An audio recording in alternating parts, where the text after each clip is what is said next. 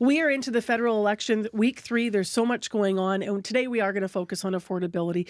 So how's that looking in your life? The price of homes, the lack of jobs, the cost of groceries, all of this set across, of course, to the backdrop of tariffs, counter tariffs, and the impact on Canadian automakers recently, steelworkers, farmers as well. You might be wondering about your bottom line. So we're going to look at that. What are the political parties offering you? What promises are there for your family? And which government party is going to make life more affordable? Our weekly political panel is all here to help us talk about this. All of them political veterans and devoted Manitobans via Zoom this morning. And I think we're going to just hear the audio from Dorothy Dobbie, who's a former Conservative MP for Winnipeg South and former Parliamentary Secretary. Good morning again, Dorothy. Good morning. Also with us in studio, Erin. Selby's been here with us, a former NDP MLA for Southdale here in Winnipeg. Good morning to you. Good morning. And then, of course, we just heard from Vandal, who's in his final weeks, actually. You're talking about the beginning of your campaign, your That's career. Right. Now you're at the other end. Final weeks as a Liberal MP for St. Boniface-Saint. Yeah. So let's just start with kind of an ideological question. And I'm going to start with you, Dorothy. What obligation does a government have to make sure everyone can pay the bills, in your view? Well, I think to get out of the way is the first obligation. I mean, if we keep adding regulation after regulation, if we keep taxing people to the point where they have no disposable income, we're not doing anybody any favors. So I really feel that we've got way too much government right now, and we need to back off a little bit. Erin, how do you answer that question, the obligation to people? Absolutely, we have to worry about people. You know, we've seen that powerful, wealthy people have had government for a long time. Now it's time for the people to be able to have a say in it. We're the only party that's talking about expanding pharmacare. We're the only party talking about a renter's bill of rights. We're talking about retrofitting home, taking the GST off of heat and Canadian-made cars. We're talking about expanding EI because we know there's going to probably be job losses with these tariffs. And also to cap grocery prices. It's one thing to worry about your taxes at the end of the year, but every single day when you're at the grocery store, that's where you need to see a little bit of a break, and capping grocery prices on staples is going to make a huge difference for people. Dan Vandal, what's the government's obligation to help people with the bottom line? We have two different opinions on the table. Absolutely get involved and get out of the way and, watch taxation, which we'll revisit, by the way, Dorothy. I'll come back to you. But Dan, what do you have to say? I think we have a great responsibility to take care of those who are less fortunate. I think we all got into politics because we want to help the lives of people.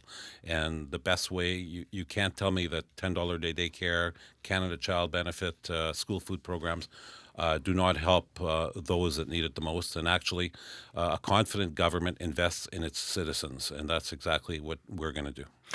Dorothy, what's your response to that? That, maybe by you saying there was to get out of the way and government doesn't need to be always involved in everything. Does that mean, no food programs and benefits and some of these things? No, it doesn't. No, that's just nonsense. But here's a plan that Pierre has, which makes some sense to me. A first-time homeowners, for example, won't have to pay the GST. That's a huge hit. The GST on a first-time home, especially with the price of homes. That's what I mean by government getting out of the way. Reasonable policies that don't enforce government's will on people who have a will of their own and allows them to spend their money where they can spend it the best themselves, make their own decisions. Of course, we have to help the less unfortunate. We have to have the money to do that. And to have the money to do that, we have to let those who can manage on their own without being stifled by government regulation, taxation, and so on. So a little bit more freedom, lots of care for people because that's what we believe in. But I think we have to allow people to make their own decisions. So is there room for more freedom, Erin Selby? I'm going to go to you because I actually saw you, I think, react physically while Dorothy was speaking, and I'm not sure what point was sort of sticking with you here. I think most of the points. I mean, if you don't have a job and you don't have money, how are you going to pay your rent? How are you going to buy a house if you're unemployed? We need to expand EI to make sure that people have support when they need it. We need to make sure that people going to the grocery store can afford to buy milk, to buy Erin. bread. Absolutely, they have to have a job, well, but people are going to lose their jobs. Hang on, Dorothy. We'll come back to you in a second. So, Dorothy, what are you saying there? I'm saying you have to have a job. You have to have development. You have to have opportunity in order to be able to have a job. And that means the government has to get out of the way and let business and individuals do what they can. People are enterprising. They're creative. They have good brains. Let them do it. We're not smarter than they are. We're just government Government, as I said before, is not God. So what's the line though where people are overstepping? Because you're talking about people with means already, Dorothy, and being sort of, let us go our own way and do our own things. So we're talking about different. So what's the line for you where you see overstepping for government? And then we'll go to you, Dan, here. Well, first of all, I think that if kids can't get a job, it's because there are no jobs available. If there are no jobs available, the answer is, why aren't there jobs available? It's because there's no opportunity for business to expand and to develop. And unless they can do that, nobody can get a job. Nobody can. Nobody's rich. Even the rich get poor because we're busy looking after. And by the way, that's not me. I'm not one of them. But those who have more money are busy looking after those who don't, when they should be just trying to start new things. What if you had a farmer who didn't farm? We have to have people who work to make it possible for other people to work. Let's go back to the studio here because people are both are reacting. Dan Vandal? Yeah, listen, as far as jobs, there's been more jobs created in the last 5 years than there have been in any previous 5-year period in Canadian history. There's been a lot of jobs created, while at the same time we're helping the less fortunate. So there's room to do both. Canada is in an envious position. Actually, we have the best quality of life of most of us have the best quality of life of any country in the G7, and we have a lot of room left to both create jobs and to make sure that we're taking care of people. How are you going to pay for it? So let's get to the question of, Dorothy's saying let's not overtax, but obviously there's taxes involved in all three of your party's plans and also tax breaks involved. So let's look through those plans and what you've promised to sort of pay for the promises and how you'll help, help Canadians with money. So Erin, let's start with you. Well, let's close some tax loopholes so that companies like Brookfield, that Carney was the chair of, have to pay taxes when they make money. I mean, that company, for the last 3 years that he was the chair, avoided paying $5.3 billion in taxes. We've got $39 billion every year that sits on the table that people avoid paying taxes. Wealthy corporations, let's have them pay their fair share because you and I do, so why shouldn't they? Dan Vandal? Yeah. Well, actually, our position is that we're going to lower the tax rate 1%, which is going to benefit the lowest income people tremendously. Actually, we're eliminating the GST on first-time home buyers. We're going to make the EI system more responsive to people that actually need to use the EI system. And yesterday, we announced that we're going to increase GIS for seniors by 5%. Over and above the 10% increase we've allocated for the last 10 years. So we're not forgetting about seniors. We know that the lowest income seniors are having a difficult time, so we're going to make sure that there's some help coming. How are you going to pay for it? Before I go to Dorothy here, because I know the NDP has said they're keeping certain things like the proposed increase in capital gains tax, for example. So some of the money will still be flowing, but your party's not going to be doing that. And now the carbon tax off the table. So how are you going to pay for that? We're going to pay for it by creating economic activity, by actually creating jobs, which we have a tremendous record of doing.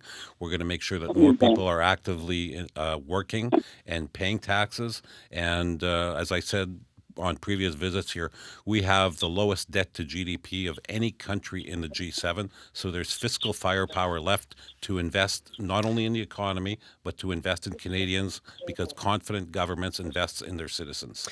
Dorothy, I want to ask you about something specific here. So I know that your party has talked about increasing contributions to a tax-free savings account. But to do that, you have to have money to make that kind of investment. So, where do you see the strongest things in your conservative leaders' platform and the conservative platform in this election to really help middle class and lower income earners? Well, first of all, I'd say that governments don't create jobs. We do a terrible job of creating jobs, and they're make-work projects, and they don't usually have any productivity. So people create jobs, and that's what I go back to. We have to allow people to do that by doing things like not rescinding the Bill C-69. And limiting oil and gas production and other mineral production as there's they want to do right now in government. We're actually limiting the opportunity for people to create more opportunities for jobs for Canadians. So yeah, we can talk about all kinds of rebates and tax cuts and so on, and we should cut taxes as much as we can afford to at a time. But number one, I have to go back all the time. Open up the doors and let people do what they have to do to make the country a wealthy place. Winnipeg should be the wealthiest province in the country, and yet it's been held back repeatedly by several generations of NDP governments from making the kinds of decisions that need to be made to let us get our minerals out of the ground, get our products to the marketplace, get our products, not just but potash and things like that, out to the rest of the world where we can actually make some money. So let's lean into that for a moment then, because you put it on the table repeatedly here, Dorothy. Dan Vandal and Erin Selby, what would you say? I know we're talking, that was a provincial comment, but when you look nationally, have the NDP and the Liberals made it too difficult for, private companies and such to just do what they can do and like get the minerals out of the ground and get the free market moving and be a wealthier nation? And since the Liberals have been in power for 10 years, I'm going to ask you, Dan. Absolutely not. But the key is finding a balance between resource development that protects the environment and makes sure that the jobs actually go to the people who live where the resources are being developed.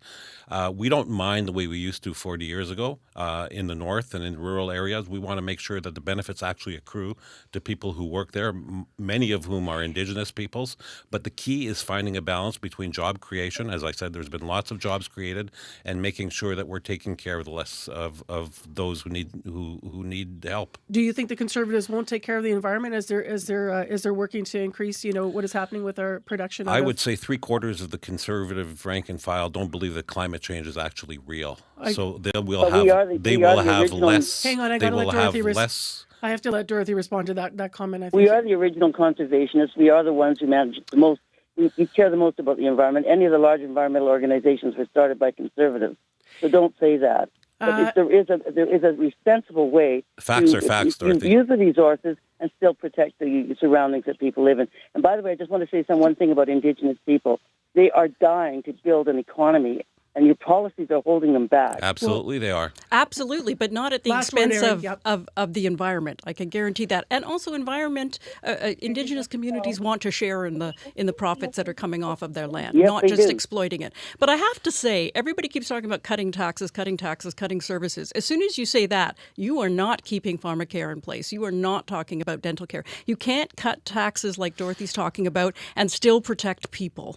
We'll leave our partisan panel there for this week. They're back next week. Thank you three. Dorothy, Dobbie, thank you. Thank you, and it's always fun to talk to the guys. Erin Selby, Thank you. thank you. Thank you. Dan Vandal.